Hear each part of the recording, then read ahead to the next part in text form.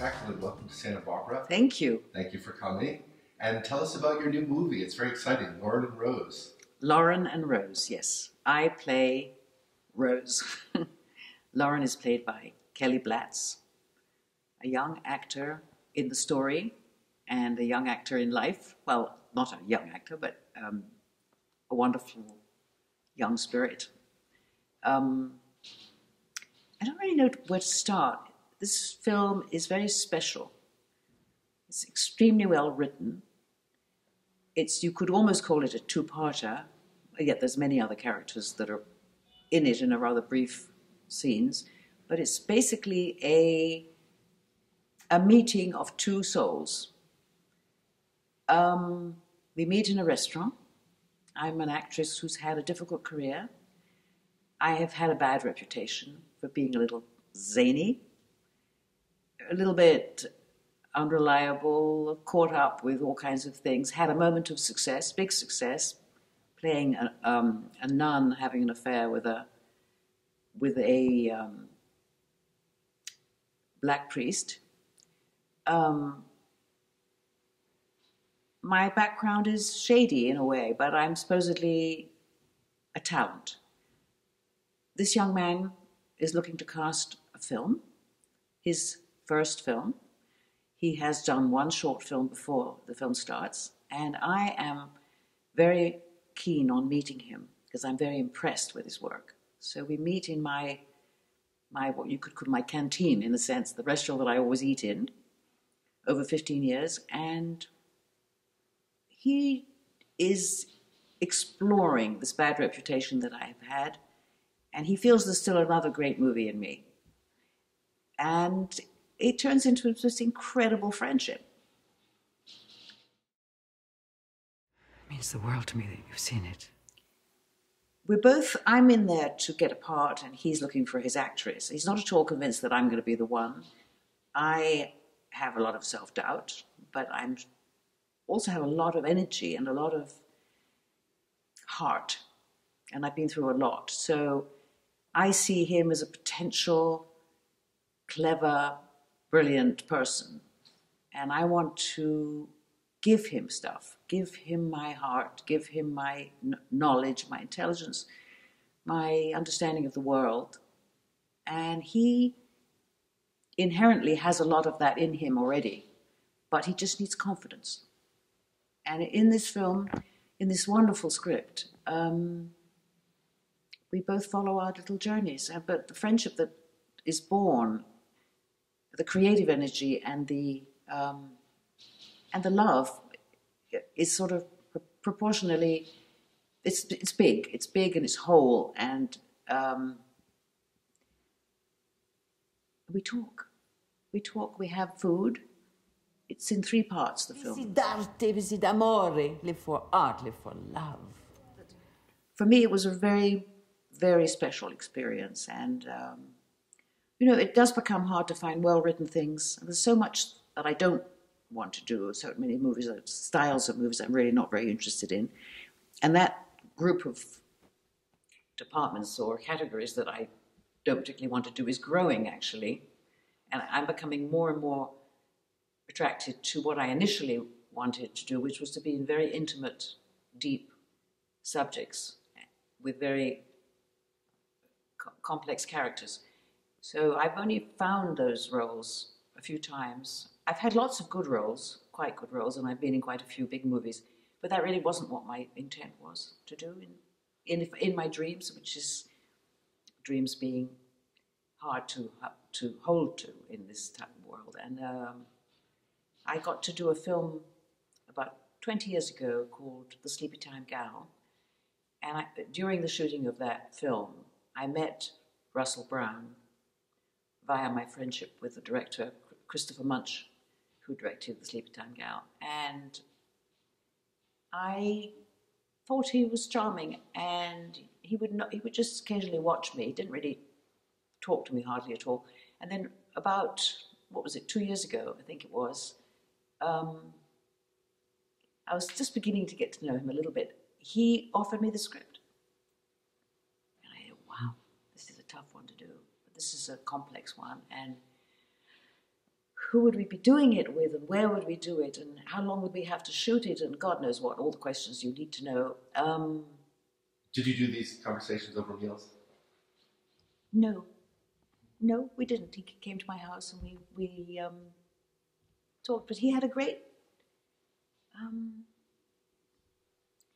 I thought I would feel safe with him, you know, and I thought he was intelligent and well-educated and would take care of me and the other people. And then I met Paul Sand, who was going to play the man in charge of the restaurant. A delightful character, very charming and funny, and not a big part, but so meaningful in the film. And then there was the casting that was going on, and Kelly was cast, Kelly Blatz, and bingo, you know, just really good connection. Yeah, there's great chemistry between you and Kelly. Yeah, and you know, it is a large part of the issue when you've got to talk to somebody and get energy from them and give energy. So it was really wonderful. And he was so present in the scenes. That's such a gift. When you really feel, unlike in real life, when somebody really listens to you, you're telling stuff that's deep and thoughtful. And he just needed a little encouragement in the story. And he had some doubts, and he hadn't been hurt by the business yet. My character has been hurt and humiliated at times and gone through stuff that she really, you know, would have preferred not to go through. But it's given her a sense of humor in some places and a little irony. And it's very much resembling, it has so much of the life of what an actress or a creative person has to go through. Some people, cinema means something superficial and glamorous. But I think it is the mirror of the world. And she's figured out a lot of the ways these things come together, what she likes, what she doesn't like. She's pretty clear-spirited. Nice things about the film is that it's sort of a simple plot, and that it's over 3 courses of meals that take place at different times. But you know, you're not using any fancy technology or anything. It's very simple. It's really the relationship. Yeah. And that's what's so lovely about the film. Yeah, there are no computers in the film. We still have I consider it a great privilege.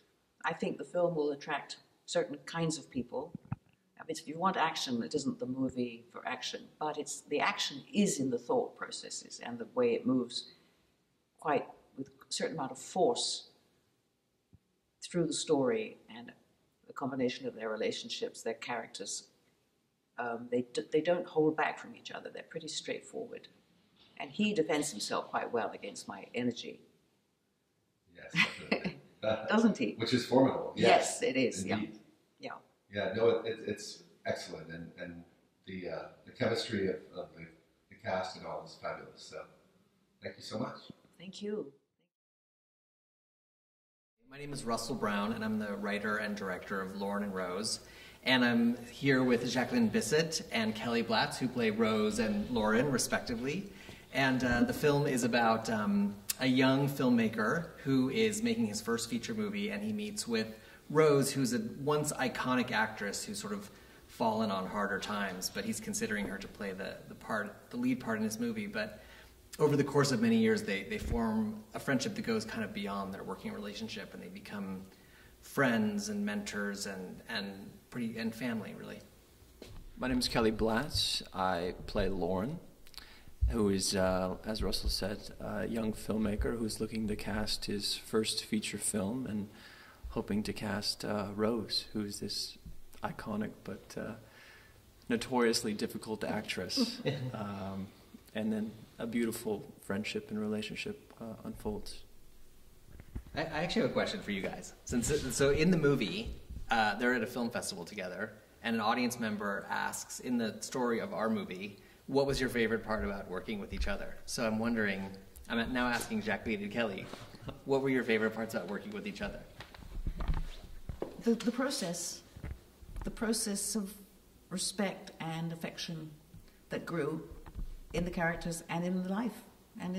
You know, I feel very, as I said, I feel very fortunate. I really felt that Kelly,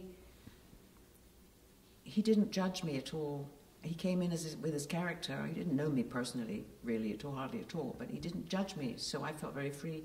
And I was able to give him a lot of love in the relationship and in the life. You know, I felt great love for him, and it's a very liberating feeling, not fearing judgment. And Kelly, what about you? What was your favorite part about working with Jacqueline? Well, I can't choose just one favorite part, but I will say, you know, to be able to work with such an iconic actress as well, it's true. Was really. She laughs. Why do you laugh? Sorry, no, I'm just blushing. I'm just going red in the face. I can feel it. You should blush. Yeah. You should blush. It's was obviously such an honor, and I think right away, even before we started filming, you know, we had sat with each other and got to know each other a little bit, and I could just tell that there was an intimacy forming, a bond, an understanding in a way that really set the tone when we started to shoot the film as well. So in the same way, I think every day being able to sit there and to have this beautiful dialogue by Russel shared with this wonderful soul and wonderful actress was just a complete pleasure and pretty rare to experience, I think. So. Well, the relationship between the two of you was fabulous, and there was such a give and take between the two of you, so there was trust and understanding. It was beautiful. I had the experience of watching, in a first read-through, watching Kelly with Russell's two cats. And I saw something in Kelly about his tenderness and his fragility and his need to communicate. And he was connecting to one of the cats. And it stayed very much in my mind, and a kind of a yearning for life, for love, for something. I don't know exactly, but I felt, and in my character, I had two cats, and they're important to me. And but there was an odd connection between that tiny moment. You had mentioned that while we were shooting, and I thought it was interesting because I don't remember even holding the cat while we were remember sitting. That wonderful cat came on the table when we were eating and talking and doing our read-through. But I got stuff from that moment about you. I have something. I'll say something else about Kelly too. Is Kelly came in to audition for the part, and one of the sort of secrets of the audition was I was looking for an actor who, you know, did the dialogue, could do his lines, but also was able to sort of conjure an intense gaze and interest in the person he was playing the scene with. And nobody listened like Kelly. Nobody could play that deep interest the way he did, not even close. And that was essential to the character, because you wonder, why does she keep revealing herself? Why does the conversation continue? And it's because Loren's gaze and what's coming through in his eyes, he has such deep curiosity. That's what was sort of essential in that kind of audition process. Now I'm blushing. Well, a fabulous film. Thank you so much for being with us. Thank you for watching.